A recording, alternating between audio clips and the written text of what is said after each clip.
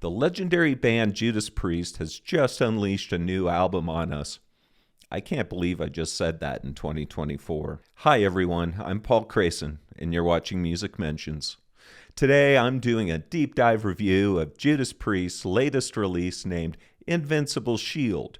Unlike most YouTube reviewers, I like to dig a little deeper in my reviews because as a music fan, I like more meat from reviews than just a 5-minute throwaway hot take by someone that barely listened to the album. I trust you like a little bit more of a thorough review as well. I'll talk briefly about the band. I'm going to discuss some release notes, the track listing and song lengths, the album title and cover, some general album observations. I'll cover the individual songs, and then I'll wrap up with an overall summary and an album rating. Who is Judas Priest? This English band was started in 1969. That's about 55 years ago. Their first album came out 50 years ago in 1974. They are regarded as one of the best and most influential hard rock / metal bands in music history. Known for their signature dual guitar attack, they've sold over 50 million albums during this decades-long run. Regardless of your age, you're likely to have heard some of their more famous songs like Breaking the Law, Living After Midnight, and You've Got Another Thing Coming. You'd be challenged to find a metal fan that doesn't have a very special place in their hearts for Judas Priest. Their last release was the really solid Firepower back in 2018. The band has had several changes to its members over the years, so let's now discuss the musicians that made this new album. Rob Halford, he's 72 years old. He's been with Priest since 1973, but left for about a decade before returning to the band in 2003. Rob is known for having one of the most distinctive and powerful voices in all of rock and roll. One word that commonly is used to describe his vocal style is operatic. He can sustain very high notes effortlessly and with tremendous control. The man is a metal god. On this album, he sings and is credited as a composer, and he's the primary lyricist. Ian Hill, he is also 72 years old. He's also an original member of the band. As a matter of fact, he's the only member of Priest that has had a sustained run with the band since the beginning in 1969. He truly is one of its foundations, which makes sense when you consider he's the band's legendary bassist. Glenn Tipton, he's 76 years old. He has been with the band since 1974. A fabulously accomplished guitarist, he was diagnosed with Parkinson's disease in 2008, and recent years have seen him not being able to tour with the band, but he has made a few intermittent appearances at shows in recent years. On this album, he's one of the guitarists and is also a composer and a lyricist. Scott Travis, he's 62 years old. He joined the band in 1989, so he's now been with the band for about 35 years. He was also the drummer for the metal band Racer X. On Invincible Shield, he, of course, plays the drums. And then we have Richie Faulkner. He's the baby of the group at just 44 years old, and he joined Priest in 2011 when he replaced original member KK Downing. Richie's a truly stunning guitarist. Rob and Glenn have both credited Richie as saving the band after KK left. In 2021, he had a brush with death as he had to have major heart surgery. Well, Richie bounced back, and now on this album, he plays guitar and also has composer and lyricist credits. He's really assumed the lead guitarist role due to Glenn's Parkinson's having reduced Glenn's playing abilities a bit. Now let's switch over to some release notes. The album was released on March 8th of 2024, and this is Judas Priest's 19th release of original studio material. It was released on Columbia and Epic Records and was produced, mixed, and mastered by Andy Sneap. The album was recorded remotely with members in different locations due to the pandemic, so it was up to Andy to make sure the album was cohesive and consistent. By the way, Andy also does duty as one of Priest's touring guitarists, playing across from Richie, due to Glenn's health challenges preventing Glenn from going on the road with the band. There were 4 singles that were released prior to the album release. Now let's move on to the track listing and the lengths. There are 11 songs. Note that the deluxe version of the album tags on 3 additional songs, but I'm just reviewing the main release today. Sons of Thunder is the shortest song at 2 minutes and 58 seconds. Invincible Shield is the longest at 6 minutes and 21 seconds. The total album length is 52 minutes and 36 seconds long. Now let's shift over to the album title and the cover. The album title is Invincible Shield and comes from one of the song titles. It's interesting that the title is on the bottom of the cover. It's easy to miss at a glance. There are many possible interpretations of this title, but for me, it refers to the band's amazing longevity, especially in light of the many early music critics that attacked the band. With all the years behind them and the recent health scares, they've indeed proven to have a certain type of invincibility. Also, invincible as a word seems pretty appropriate for a metal album. And as an aside, Rob has mentioned that the Shield part was partly inspired by his love of the Avengers, the Marvel superhero team. The album cover was done by English illustrator Mark Wilkinson, and this is his 7th cover for the band. A thick metal, medieval-looking shield is at the center of attention with spikes at its top and bottom. The top spikes will remind you of devil's horns. The color palette is a flurry of bright reds, yellows, blues, and purples. Just an explosion of color.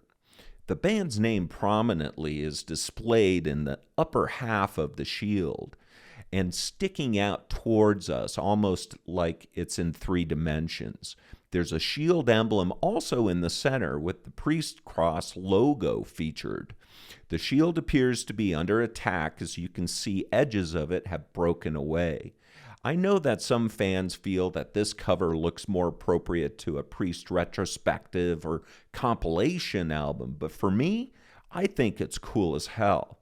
It's bright and powerful and is certainly in alignment with the sound of this release. Now for a few album observations. First thing that you'll notice about this album's sound is that the recording level is much lower than you'd expect from a rock album in 2024. This is a good thing, as the dynamics are improved when you don't peg every instrument at 11. Andy Sneap has produced, mixed, and mastered tons of metal albums starting in the 90s. All that experience has translated to an excellent sounding metal album. The production and mix are splendid. The guitar sounds are perfect, and the drums are dry, almost a little bit gated, but they're really punchy, especially the bass drums. I would describe the overall vibe of Invincible Shield as relentless and punishing, but melodic, just how a metal record should be. All right, so now let's dig into the individual songs, starting with Panic Attack. This was the first single, and it starts off easing us into the album with a little bit of a musical prelude before some chugging riffage starts. I actually got a little bit of a turbo feeling from this prelude. Then Rob jumps into the first verse, and we're out of the gates and on our way. First thing you'll realize beyond how great the recording sounds is how great Rob's voice still is. Then you'll realize that this doesn't sound like a band on its last legs. It sounds like a band with purpose and drive. The song has an intensity fitting its title. During the choruses, we get some great double kick drumming from Scott, while Rob's vocals are doubled as he sings Panic Attack, Panic Attack. There are 2 breaks for guitar solos that will blow your hair back with their fluid speed and occasional whammy bar excursions. We also, of course, get some signature guitar doubling. Everything is doubled. Let's look at the lyrics from the first verse. The clamor and the clatter of incensed keys can bring a nation to its knees. On the wings of a lethal icon, bird of prey, it's a sign of the times when Bedlam rules, when the masses condone pompous fools, and the scales of justice tip in disarray. This is really a topical song that addresses the environment of online disinformation and the sense of panic it causes. The incensed keys in line 1 refers to pissed off people typing on their keyboards. The third line, regarding a lethal icon, a bird of prey, refers to the old Twitter icon of a blue bird. And the fifth line refers to pompous fools. I'd rather not go political here and try to guess which fools Rob's referring to, but you probably know. This song will have Priest fans smiling and breathing easy, knowing that they aren't just phoning it in on this new album. The song is furious, it's melodic, and played masterfully. A great album opener. Song number 2 is The Serpent and the King. This was the 4th single. This tune starts off with a Motorhead nodding guitar, and then the drums kick in hard. You'll notice right away that Rob's singing in his classic high register style. Amazing, he can still push these notes out with such control and power and even some vibrato. The verses and choruses here are high octane and propulsive, but there are a few points in the tune when the band takes a pause and even slows down the tempo temporarily at the end of the guitar solo section. We get the chugging guitar again, but with guitar lines popping up around the verses to add some additional flavor. The guitar solos are short, but they're great. Check out the drumming on the last chorus. Holy shit. Scott is truly phenomenal here. Actually, the drumming is outrageously good throughout, as is the bass playing. Let's look at the first pre-chorus. They play with stars and sulfur just for heaven's sake. To them we are a fantasy to see who's first to break. When good and evil go to war, we leave it up to fate. Since time began, they fought for man, incurring love and hate. Rob has said this song is about the eternal battle between good and evil. The serpent in this song is the devil and the king is God. The lyrics here show that we humans are just caught in the middle of this great battle. The only thing about this track that I thought could have been a bit better is the melody during the choruses. Other than that, this is Priest firing on all cylinders. Song number 3 is Invincible Shield. This is the longest tune on the album, but it doesn't feel long. Another ripper that doesn't let up. The drums simply pummel as Rob is once again hitting the high notes. The song modulates the key as it goes into the guitar solo section, which features one of Ritchie's best solos on the album, before we get a little dual guitar action going. Here are the lyrics from the chorus. Invincible, our masses are united. Invincible, forever and a day. Invincible, can never be divided, and nothing can stand in our way. Invincible Shield. The song's theme is, of course, one of invincibility. The belief that we can handle anything that's thrown at us as humans and as metal fans. This theme has been touched upon previously by Priest, like the song United off of British Steel. This song is huge, majestic, and powerful, and it'll leave you breathless. The playing is top tier, and it's one of the highlights from this release. Song number 4 is Devil in Disguise. The tempo slows down on this track, but the power and intensity doesn't. This really struck me as a song that would have fit fine on one of their more popular albums from the early 80s. Very melodic and groove-laden. The guitar chugs here are a star, as well as the drums again. The tune has a heaviness to it that's emphasized through those power chords. Ritchie's guitar solo is again melodic and fluid as it dances pretty high up on the fretboard. I even picked up a little Aussiness from Rob in the pre-choruses. Returning to the guitar solo section, it sounded really familiar to me, and eventually I figured out that it's based on the guitar melody played by Peter Green on the old Fleetwood Mac song, Oh Well Part 1, off of the Mac album, Then Play On. For all of you old Priest heads, you'd like to know that on that same Mac album is the song The Green Manalishi, which Priest famously covered on their album Killing Machine, aka Hellbent for Leather. Here are the lyrics from the bridge. Fictitious conjurer who grinds against your will. He's like a sniper when he goes in for the kill. Imposing charlatan shadows are his friend.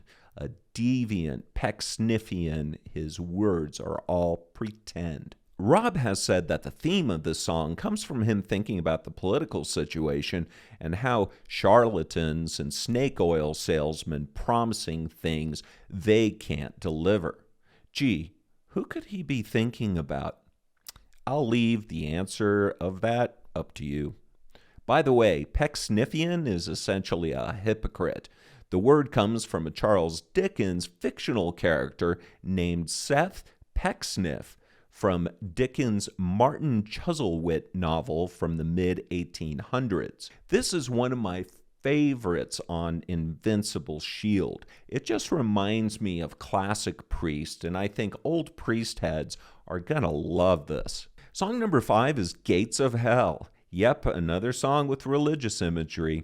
This is another one that sounds a bit like classic Priest. The tempo is also pulled back similarly to Devil in Disguise. We get one nice long guitar solo, although I think the solo is one of the less memorable ones on Invincible Shield.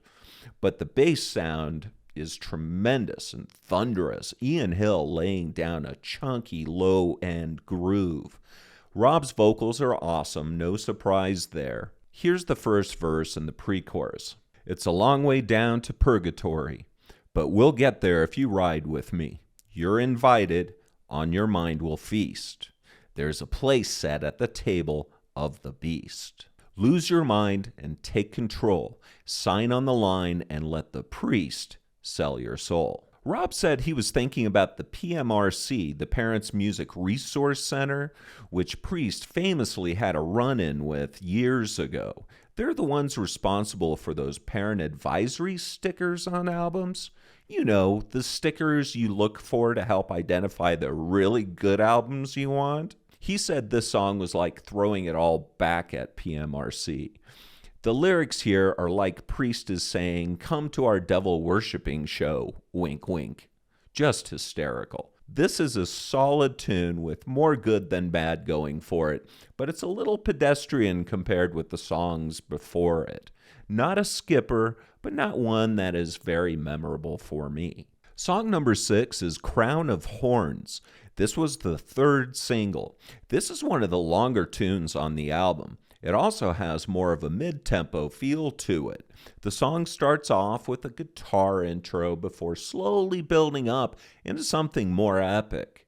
Rob's vocals are pretty tame compared to some of the previous tunes, but that doesn't mean he doesn't do a fine job. He does. The chorus is great, very melodic, and it's the clear star here.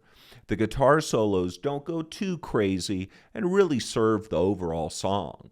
Here are the lyrics from the bridge section. I'll call out to the world tonight to raise your horns up high. I'm calling to the world tonight to let your voices fly. I'll call out to the world tonight, give thanks for we are saved. I'm calling out to the world tonight to never be afraid. It's interesting that the song title is Crown of Horns, alluding to the devil, whereas Crown of Thorns would be Jesus Christ, since Rob said that this song, in part, is about finding Christ. But he said that it's also about finding love. Regardless, kids, these are lyrics that your little blue-haired, Bible-thumping grandma would love. Musically and melodically, it's a strong tune. As far as the lyrical content, I'm just going to say that I prefer the dark and secular Priest. And now, ironically, we turn to song number 7, which is called As God is my witness. This one picks up the pace, and we get some double kick drums again, and really fast, thrashy guitar riffage. This one really rips, and it's a fantastic change of pace from the more mellow Crown of Horns. Rob's vocals are delivered with a lot of emotion and intensity, just how we like them. The chorus is straightforward but memorable. The guitar solos are fast and fit the tune like a glove. Let's look at the first verse. Trapped inside this ball of confusion, thoughts of death lead me astray. Prying eyes reveal a lost illusion. I shall resist when evil comes my way. We get more religious imagery in this song, but it's not along the same lines as Crown of Horns. Rob said this song came about from thinking about his own mortality and that life can be a battle. It's about fighting against the end. I really dig this song, mostly for its pummeling drums, thrash-like guitars, and just general fury.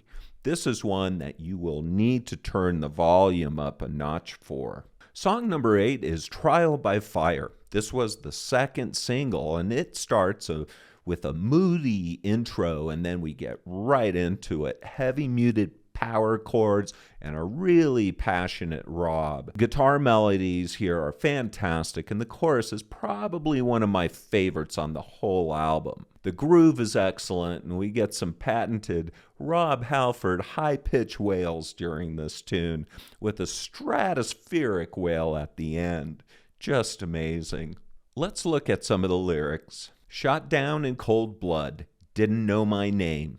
No one understood, so I took the blame.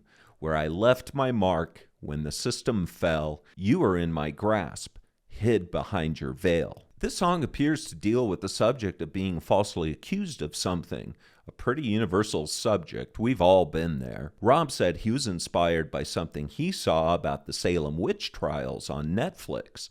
He sings like he's channeling the frustration and rage that comes with the fingers pointing at you when you've done nothing wrong. Simply one of the best songs on this album. Melodic, passionate, and played with full-on commitment. Song number 9 is Escape from Reality. This is one of the moodier songs on Invincible Shield. It kind of broods, especially during the verses.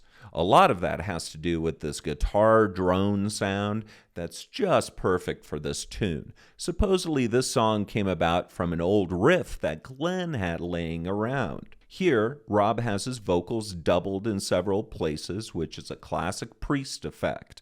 Also, I had to look at the song credits to make sure that Ozzy wasn't guesting on this song. Listen to the bridge, and you'll know what I'm talking about. Even though Ozzy isn't officially on the credits, you won't believe it's not him.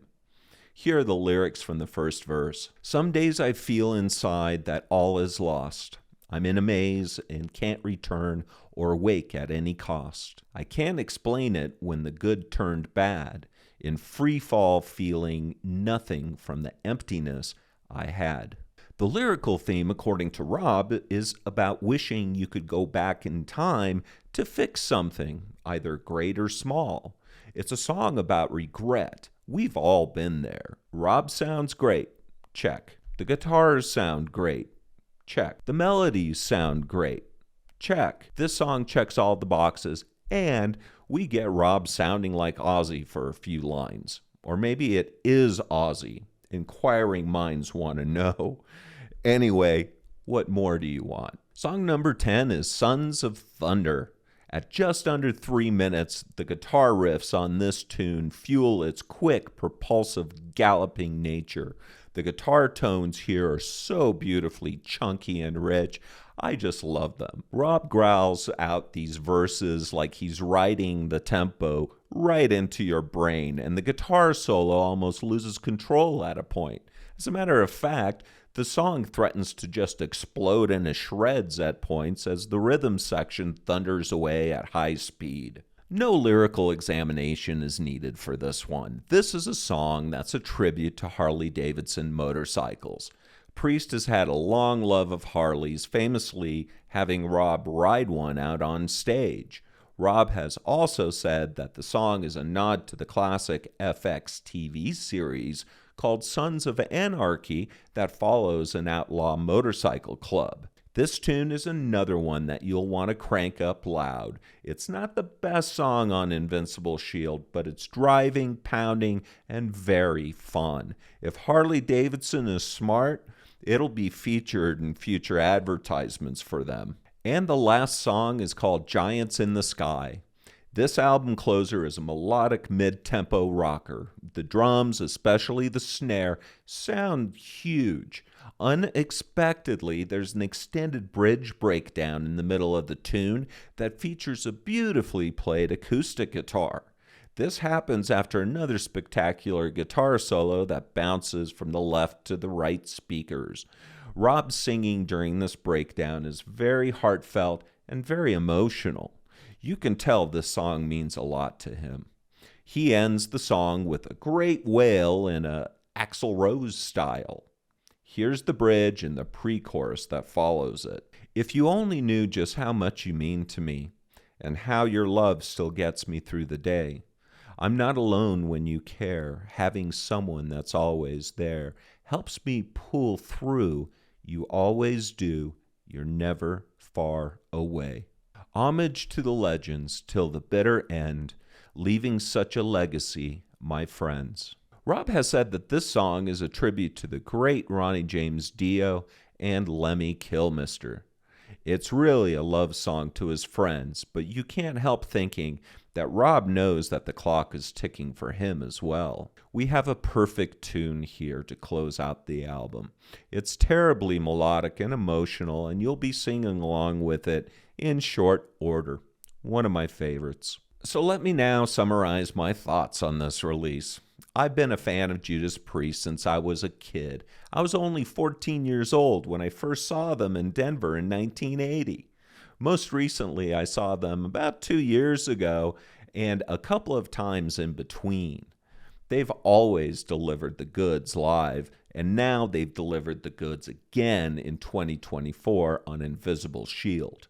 I really enjoyed listening to this release, and it's renewed my love for these guys. I have to be honest, I really didn't think they still had it in them.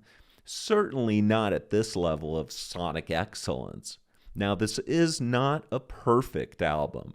It doesn't contain anything as memorable as their classic hits from the early years. But don't let that steer you away. This is one of the finest records they've ever released, and that's really saying something. There's also a nice range of songs here. They're all unique in their own ways, and the album is very dynamic, making for an intense but always interesting listen. It's sequenced great, and it makes for one thrilling whole album listen. And I have to give special props to Richie Faulkner for injecting life into the band, and to Andy Sneap for his masterful work with the production and the mixing and the mastering. So who is this album for? Well, I think Priest fans are going to love it, as well as all you hard rock and metal maniacs out there. It's also for all of you that appreciate amazing musicianship. The playing is frequently breathtaking. This shit ain't easy to play, yet they make it sound so fluid and so easy. Also, I shouldn't have to say this, but this record needs to be played loud enough that you feel the rhythm section move the air and pound your breastbone. You need to turn it up, folks. You also need to live with the album for a while to let it fully sink in. There's tons of music here, and it'll take you a while to assimilate it all. This is what I do to prep for these review videos. I want to make sure that I'm giving a fair shake to the artist and the album. And with that said, I'm giving this album a rating of 8.5 out of 10. Now, your mileage may vary. Let me know what you guys think, especially you Priest heads out there, you Metalheads out there, and just general watchers of my channel and my videos. I cover a lot of different genres on this channel, so this, I think, is my first quote-unquote metal review, if I'm not mistaken. Let me know how I did. Let me know if you like this album. I especially want to hear from those of you that don't typically listen to metal or hard rock. Give this one a ride and let me know your honest opinion. I'd really love to hear it. Anyway, thanks, guys. Appreciate it. It was another long video. You made it to the end. I love you guys. Give me a subscribe. Give me a like. Hit the notifications. I will catch you cats next time.